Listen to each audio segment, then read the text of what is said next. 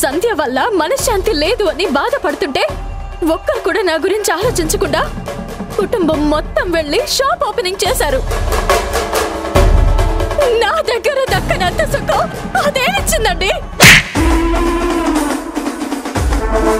మనల్ని ఎలా టార్గెట్ చేస్తుందోనని తలుచుకుంటేనే నాకు భయం వేస్తోంది.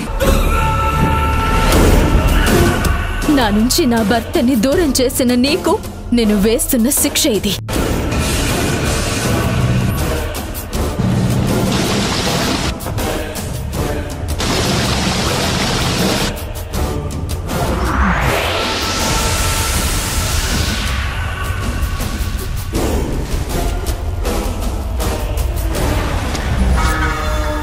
సంధ్య, నాతో పెట్టుకున్నావు కదా, ఈ రోజు నుంచి నీ జీవితం ఇలా రావణ కాష్టంలా దహించుకుని పోతూనే ఉంటుంది.